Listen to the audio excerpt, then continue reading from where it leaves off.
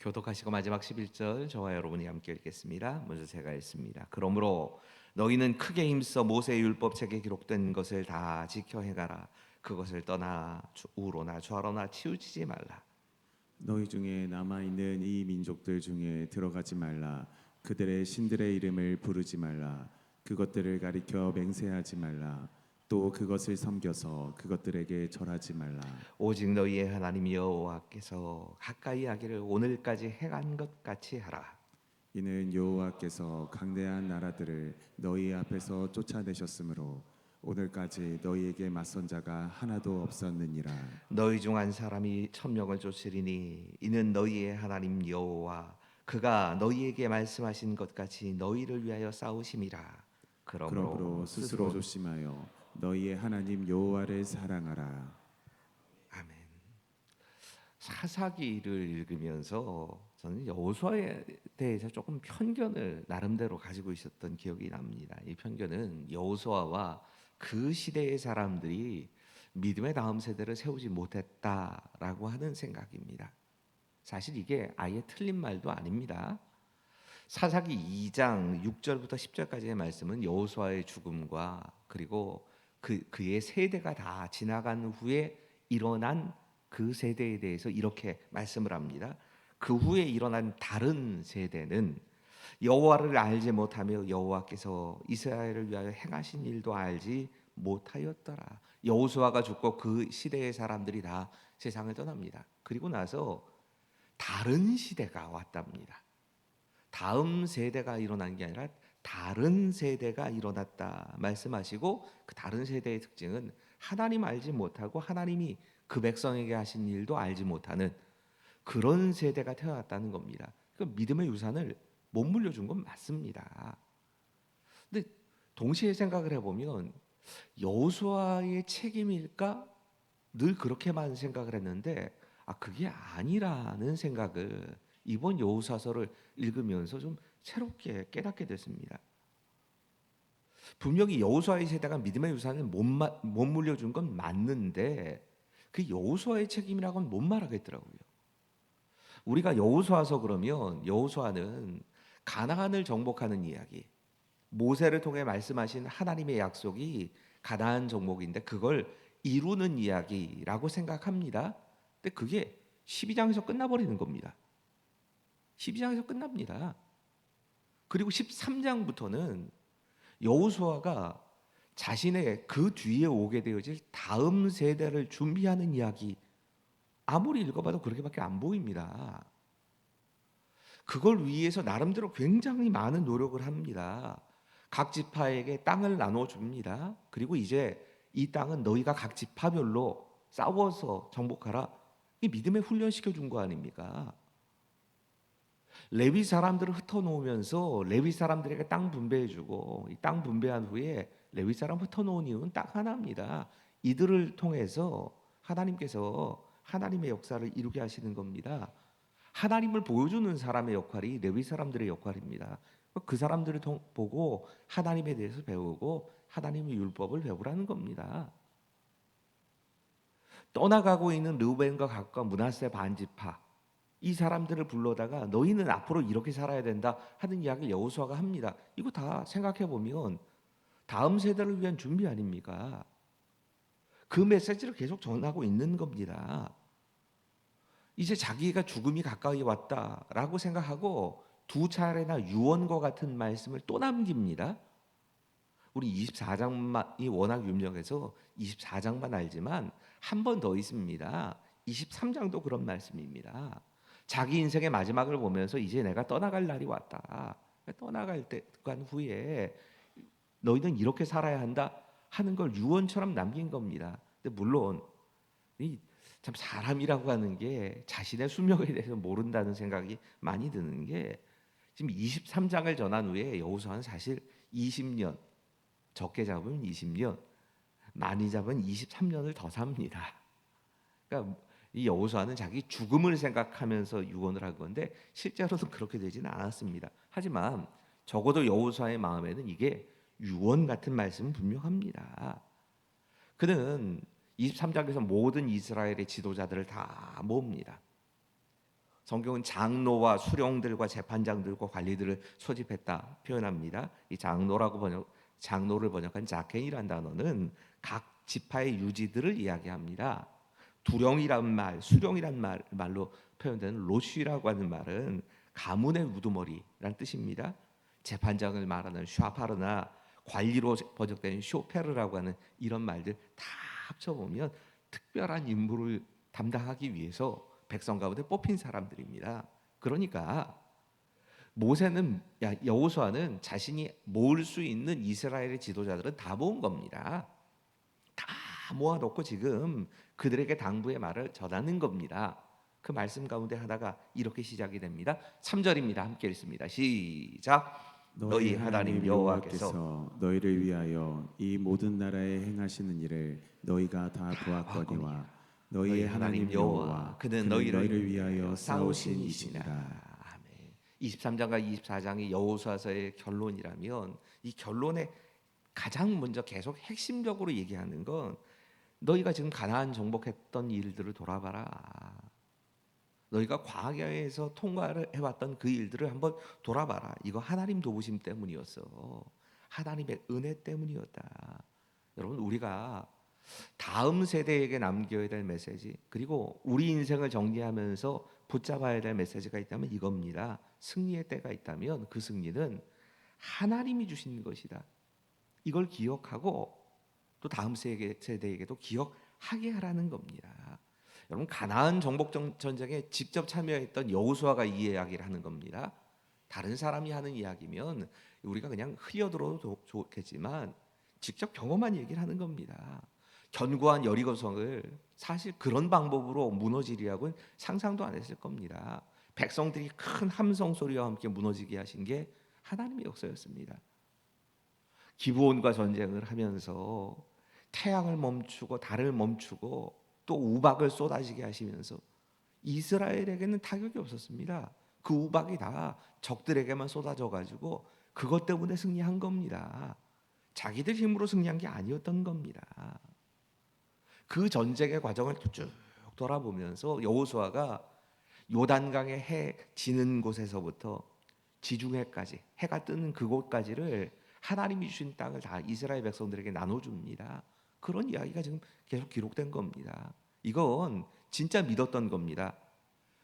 우리와 함께 하셨던 하나님이 우리에게 이 땅도 다 차지하게 하실 것이라고 이 사실에 대해서 믿었던 겁니다. 그리고 확신을 가지고 나눠준 겁니다. 생각해 보면 이런 고백이 쉽지 않았을 것 같던데요. 여러분, 이 가나안의 정복 전쟁에 누구보다 중심에 섰던 사람이 여호수아입니다. 하나님께서 그 일을 하셨지만 또 한편으로는 그 일에 앞장서서 수고한 사람은 여호수아였습니다. 그 여호수아가 지금 이 고백을 하는 겁니다.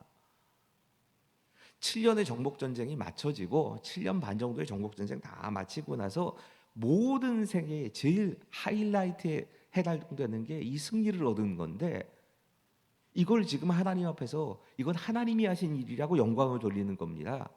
그러면 자기는 뭐가 됩니까? 오해하는데 이 말을 여호수아가 하는 게 쉬운 일이 절대로 아닙니다. 사람은 기회만 주어지면 자꾸 자기 높이고 싶어 합니다. 내가 한 일을 얘기하고 싶어 합니다.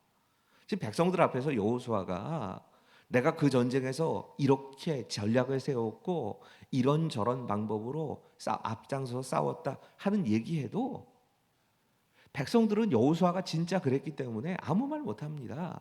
아, 그래, 참 여호수아 위대한 사람이지 이러고 다 볼 겁니다. 그런데 여호수아는 자기 얘기를 한마디도 안 합니다. 아무것도 얘기하지 않습니다. 우리는 사실 하나님 앞에서 뭔가 조금이라도 이루어냈다 하는 게 보이면 그걸 사람들에게 인정받고 싶어 합니다. 이게 우리들 마음입니다. 그런데 여호수아는 이게 없는 겁니다. 근데 생각해 보면 이게 이스라엘에게도 닥친 위기이기도 합니다. 이스라엘도 이제 더 이상 가나안의 다른 민족 가운데 누구도 이 이스라엘에게 덤빌 만한 민족이 없던 시대입니다. 다 그 정말 우두머리가 되는 왕들을 다 깨트려 버렸습니다. 그러니 교만해지기 딱 좋은 겁니다. 그때 여호수아를 통해서 지금 하나님이 하신 일이 선포되는 겁니다. 이거 하나님이 하신 일이다. 네가 이룬 일이 아니야. 여러분, 그래야 우리가 교만의 유혹에서 벗어납니다. 주일에 말씀드렸던 것처럼 그래야 우리의 형통의 때가 오래 갑니다. 두 번째로 여호수아가 그 백성에게 전하는 말씀입니다. 같이 읽어볼까요? 시작. 좌로나 우로나 치우치지 말고 하나님의 말씀을 다 지켜 행하라. 6절의 말씀입니다. 그러므로 너희는 크게 힘써 모세의 율법책에 기록된 것을 다 지켜 행하라. 그것을 떠나 우로나 좌로나 치우치지 말라. 이 죄라고 하는 뜻하는 단어가 하마르티아라고 하는 단어가 있습니다. 이거 헬라어 단어인데 이건 관역에서 벗어나다라는 뜻입니다. 관역에서 빗나가는 게 죄라고 말씀하신 겁니다. 이 말씀과 제일 관련이 있는 게 우로나 좌로나 치우치지 말라는 말씀입니다. 우리는 항상 우리들 스스로가 좌로나 우로나 치우치지 말라라고 받아들이는데 성경 자세히 읽어보셔야 합니다. 우로나 좌로나 치우치지 말랍니다. 계속 그렇게 말씀합니다. 그러니까 우리는 우로 치우치기 쉬운 사람들인 겁니다. 그래서 우로나 좌로나 치우치지 말라고 성경은 계속 말씀합니다. 관역 벗어나지 말라는 겁니다. 중심을 하나의 관역을 향해서 가라는 얘기인데 관역이 뭐냐? 하나님입니다. 하나님으로부터 벗어나서는 안 된다 하는 이야기를 거기서 벗어나면 우리가 진짜 죄 가운데 빠진다고 하는 얘기를 계속 말씀하는 겁니다. 그렇게 흔들리지 말라는 겁니다. 그럼 도대체 하나님으로부터 벗어나지 않고 우로나 좌로나 치우치지 않는 게 뭘까? 칼빈이 이렇게 대답을 합니다. 하나님의 말씀이 거하는 곳까지 가고 말씀이 멈추는 데서 멈추어라. 인간의 실패의 원인이 크게 보자면, 단순화시켜서 보자면 가지 않아서 실패합니다. 하나님 가라 하시는데 안 갑니다. 또 멈추라 하시는데 더 갑니다. 이 두 가지가 우리의 실패의 원인이라고 칼빈은 계속 그 얘기를 하는 겁니다. 우로나 좌로나 치우치지 않는 삶의 중심에 여기 있는 겁니다. 하나님이 말씀하시면 가고 하나님이 멈추라 하시면 그 이상 더 이상 가지 않는 겁니다. 그 자리에 멈춰 서 있는 겁니다. 가나안 정복 전쟁을 쭉 감당하면서 여호수아가 그렇게 살았습니다. 지금 이 말씀이 이 23장에 여호수아가 유언처럼 말하지만 처음 시작하자마자 여호수아가 이 지도자로 서자마자 하나님께서 하신 말씀이 우로나 좌로나 치우치지 말라 하는 말씀으로 시작이 됩니다. 하나님이 이 말씀을 주셨고 그 말씀 그대로를 가지고 지금 살았던 겁니다. 그런데 하나 더 생각해 봐야 할 말씀이 있습니다. 힘써서 하나님이 주신 율법을 지키라고 말씀합니다. 여러분, 우로나 좌로나 치우치지 말라는 말씀이 워낙 인상적이어서 우리가 여기에만 집중하지만 힘쓰라고 말씀합니다. 이 하자크란 말을 번역한 말인데 이 말은 진짜 꽉 붙들고 매달리란 말입니다. 꽉 붙들고 매달리란 말은 그렇게 우로나 좌로나 치우치지 않고 하나님 말씀에 꽉 붙들고 하나님을 꽉 붙들고 그렇게 살아야 된다. 말씀을 지키기 위해서는 최선을 다해야 된다는 말입니다. 그냥 저절로 안 지켜지더라는 겁니다. 자기가 경험해 보니까 말씀을 붙잡고 하나님의 뜻대로 살아가는 게 쉽지 않더라는 얘기입니다. 말씀 붙잡고 우러나 저러나 치우치지 않고 그 말씀 안에 살려고 하면 평생을 그렇게 살아봤더니 진짜 굳은 결심이 필요하고 결단력도 필요하더라고. 여호수아라고 뭐 다 이해하고 하나님 말씀 따랐겠습니까? 하나님이 인도하시는데 거기서 멈추라고 하시는 게 여호수아라고 쉬웠겠습니까? 안 그렇더라는 겁니다. 너희가 하나님 말씀대로 따라 살려고 하면 결단해야 된다. 진짜 그렇게 살려고 몸부림치지 않으면 못 산다고 얘기하시는 겁니다. 그걸 권면하는 겁니다. 여호수아를 통해서 하나님께서 말씀하시는 세 번째 권면입니다. 함께 읽지요. 시작. 하나님을 떠나도록 유혹하는 그 어떤 국가도 타협하지 말아라. 7절은 이렇게 말씀합니다. 너희 중에 남아 있는 이 민족들 중에 들어가지 말라. 그들의 신들의 이름을 부르지 말라. 그것들을 가리켜 맹세하지 말라. 또 그것을 섬겨서 그것들에게 절하지 말라. 여호수아가 가나안에 남아 있는 그 족속들에게 가지 말고 그 신들의 이름 부르지도 말고 그것들이 가지서 맹세도 하지 말고 그들의 문화를 받아들이지도 말라 쭉 얘기하는 겁니다. 여러분, 이 가지 말라는 말은 아예 이방 민족과는 섞여 살지 말라는 얘기입니다. 이방 사람들과 함께 어울려서 살지 말라는 얘기입니다. 생각해 보면 이 이스라엘이 승리한 이유를 가만히 생각해 보면 하나님 도우심 때문이었다 하는 걸 누구보다 잘 알고 있는 게 여호수아입니다.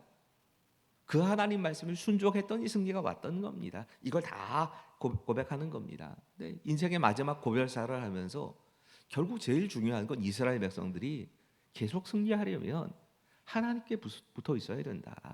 하나님 가까이 해야 된다. 근데 하나님 가까이 하지 못하게 하는 게 뭘까? 생각하면서 지금 경고하는 겁니다. 하나님을 가까이 하지 못하게 하는 모든 것, 그것으로부터 지금 떠나라고 얘기를 하는 겁니다. 이스라엘이 해야 될 일이 성을 쌓는 것, 적들을 방비하기 위해서 뭘 준비하는 것, 이게 아니고 하나님과 관계라고. 근데 그 하나님과의 관계에 제일 걸림돌은 결국에 하나님 싫어하시는 걸 자연스럽게 받아들이는 거라고 특별히 강조하는 게 가나안 족속 쫓아내라는 얘기를 합니다. 이게 여호수아의 시대부터 잘 안 됐습니다. 이것 때문에 실패한 겁니다. 가나안 족속을 쫓아내지 못했습니다. 뒤에 말씀을 읽다 보면 가나안 족속을 쫓아내지 못하면 그들이 올무나 덫이 된다고, 딱 함정에 빠지고 그들 때문에 넘어지게 된다고 얘기를 한 겁니다. 그들이 너희 옆구리를 때리는 채찍이 되고 너희 입이 눈 안에 가시처럼 될 것이니까 그들을 반드시 쫓아내라고 말씀합니다. 그러면서 제일 강조하는 건 결혼하지 말라는 얘기를 하십니다. 여러분, 자세히 보면 12절에 특이한 표현이 하나 등장하는데 이렇게 말씀합니다. 가까이하여 더불어 혼인하며 서로 왕래하면, 이 가나안 족속과 그렇게 하면 이란 얘기입니다. 가까이 한다는 말은 아주 친밀한 관계를 가진다는 뜻이고요. 이 왕래하면서 더불어 혼인하고 왕래한다, 이 말은 가나안 족속하고 함께 그렇게 혼인으로 결혼으로 맺어지는 걸 얘기하는 겁니다. 예전에 몰랐는데요, 이젠 좀 성경을 아니까 이게 이상한 겁니다. 느헤미야나 에스라의 시대에는 이 말씀이 실제로 적용이 됩니다. 그래서 이방 민족과 결혼을 못하게 하고 결혼을 했으면 이혼도 하게 합니다. 이게 에스라나 느헤미야 때 맞습니다. 근데 모세 때는 그러지 않았습니다.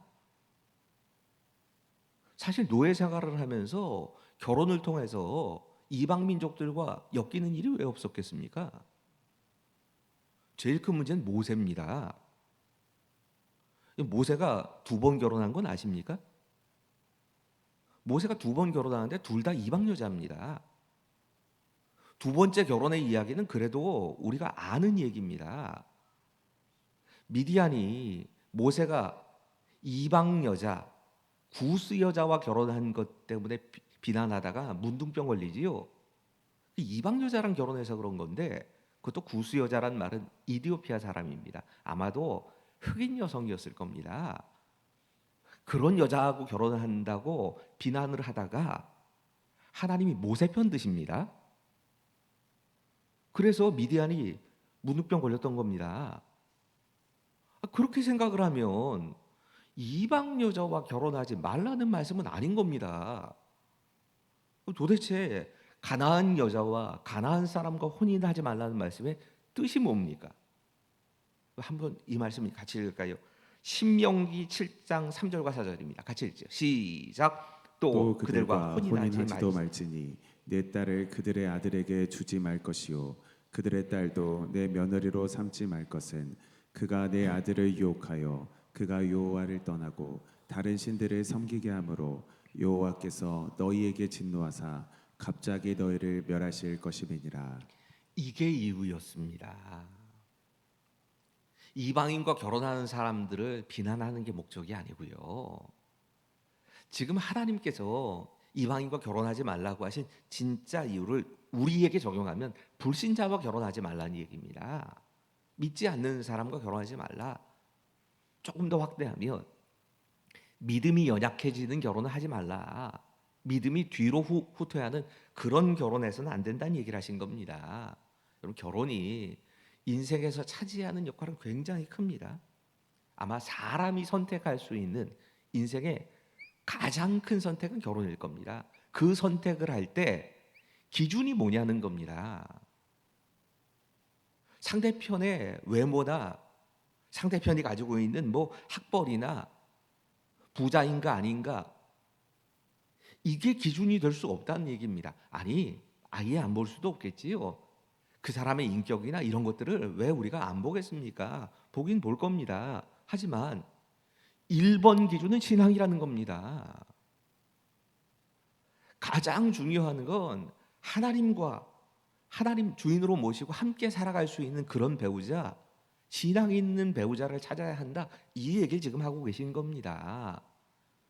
한마디로 하나님께서는 신앙이 뒤로 물러서게 할 만한 그 어떤 것들, 하나님과의 관계를 막는 그 어떤 것들도 타협하면 안 된다고, 이거 경고하신 겁니다. 이 아메리카 인디안들 가운데 특별히 아파치라고 하는 족속의 이야기를 종종 들어보셨을 겁니다. 가장 용맹스러운 족속이었답니다.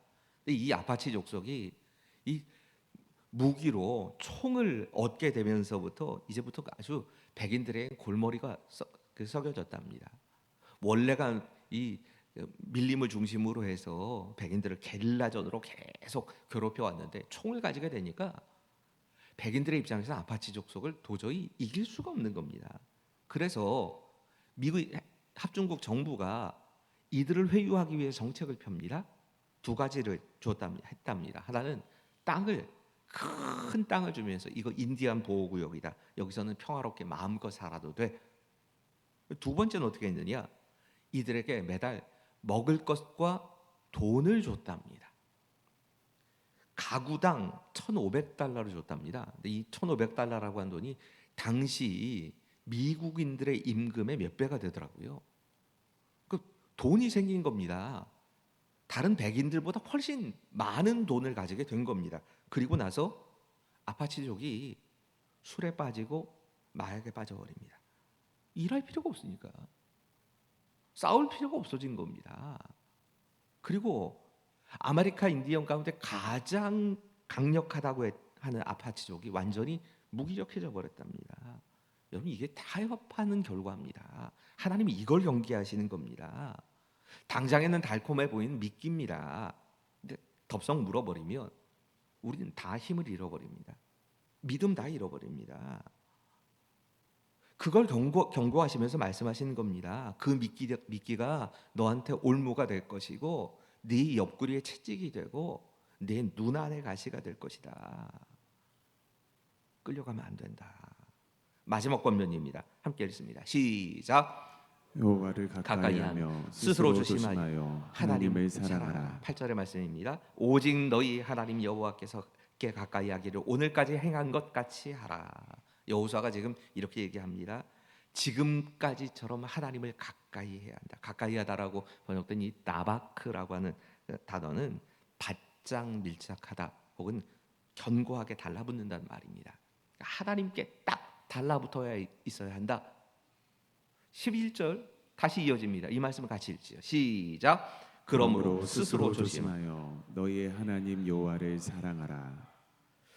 여호수아가 스스로 조심하여 하나님 여호와를 사랑하라고 강권합니다. 근데 여기 조심하라는 단어가 참 특이하더라고요. 히브리어는 쏴마르라는 단어던데 이건 울타리를 치다, 지키다, 유의하다라는 뜻입니다. 그러니까 지금 하나님을 사랑하는 그 모습을 어떻게 표현했냐면 말씀으로 울타리를 치고 그 안에 살라는 겁니다. 그 밖으로 나가지 말라는 겁니다.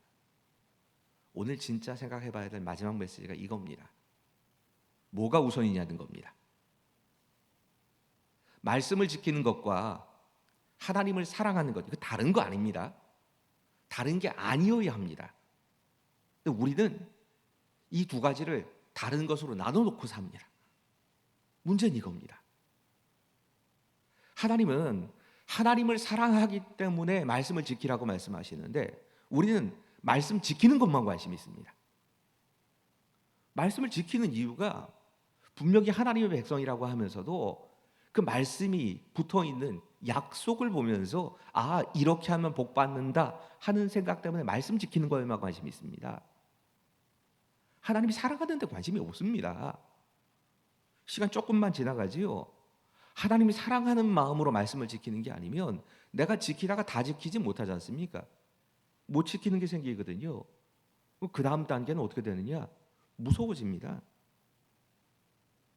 처음에는 그래도 말씀 지키면 이런 복 주신다 하는 마음으로 지키다가 지키지 못한 것 때문에 지키지 못해서 내가 두려운 마음 때문에 지키기 시작합니다. 이러다가 내가 벌 받지. 이러면 저주를 받는다고 했는데 초점이 자꾸 여기로 가는 겁니다. 그래서 억지로 지킵니다.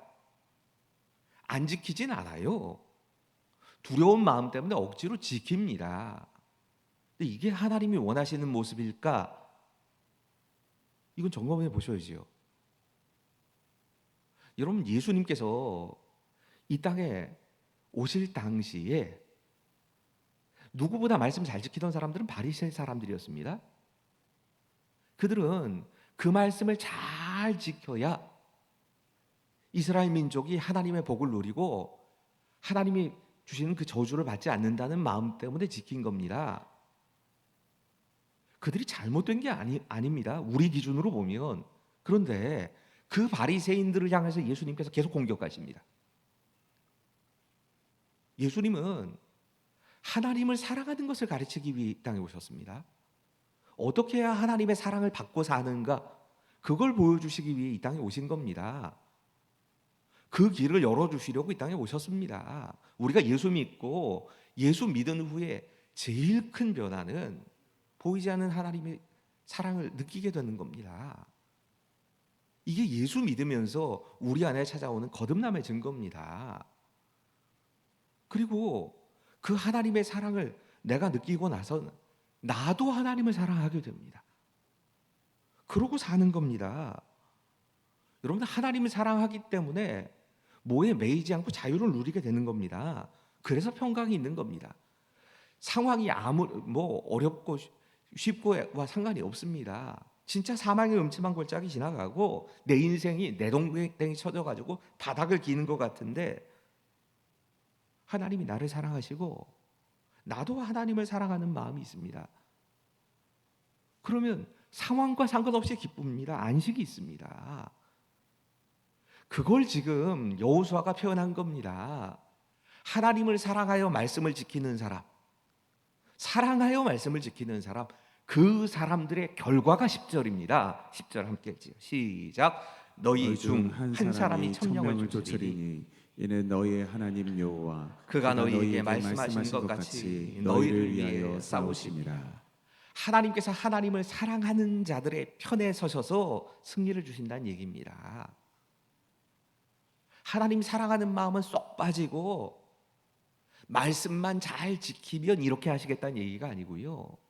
하나님을 가까이 하고 하나님을 사랑하여 그 울타리 안에 있는 사람, 하나님 말씀을 지키기 위해 애쓰는 사람, 사랑해서 그 일을 하는 사람에게 이런 역사를 하신다고 하나님 말씀하시는 겁니다. 여러분, 오늘 본문의 말씀을 통해서 하나님께서 우리에게 여호수아를 통해서 하신 말씀은 나에게 적용해 보면 분명합니다. 승리의 때를 누리고 있다면 그 승리의 때에 승리 하나님이 주시는 것이야. 내가 노력 아무것도 안 하고 내가 그냥 수고 안 하는 거 아니지만 승리는 하나님이 주셨다. 이걸 기억하라는 말씀입니다. 그때를 살아가면 우로나 저로나 치우치지 말고 세상과 또 타협하지 말고 하나님 말씀 안에서 우로나 저로나 치우치지 말고 세상과 타협하지 말라고 말씀하시는 겁니다. 이 세상의 우상이나 정말 하나님을 떠나게 하는 다른 것들하고 타협하는 순간 우리가 무너진다고 얘기를 하시는 겁니다. 무엇보다 강조하시는 건 이겁니다. 하나님 사랑해라. 하나님 가까이 하라. 그리고 그 하나님 가까이 하기에 하나님의 울타리 안에 살면 내가 너의 삶을 책임진다. 이것이 오늘 새벽 기도회를 통해서 하나님께서 주신 하나님 말씀입니다. 찬양하실 텐데요. 원하고 바라고 기도합니다. 함께 부르시죠.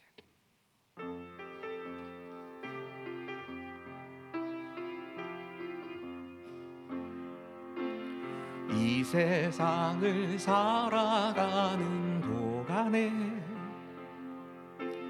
나의 힘을 의지할 수 없으니 기도하고 낙심하지 말 것을 주께서 참 소망이 되심이라. 주의 길을 걸어가는 동안에 주의 길을 걸어가는 동안에 세상의 것 의지할 수 없으니 감사하고 낙심하지 말 것을 주께서 참 기쁨이 되심이라. 하나님의 꿈이 나의 비전이 되고 예수님의 성품이 나의 인격이 되고 성령님의 권능이 나의 능력이 되길 원하고 바라고 기도합니다. 오늘 이 시간 청년부 여름 수련회 기도회를 다 함께 그 제목을 읽고 같이 기도하도록 하겠습니다. 청년들이 수련회를 통해 하나님의 놀라운 사랑과 은혜를 깊이 경험하게 하시고 삶의 참 주인을 내가 아닌 하나님으로 모시게 하소서. 청년들이 수련회에 참석할 수 있도록 환경과 상황을 준비시켜 주시고 수련회를 사모하는 마음이 일어나게 하소서. 다 함께 기도하시겠습니다.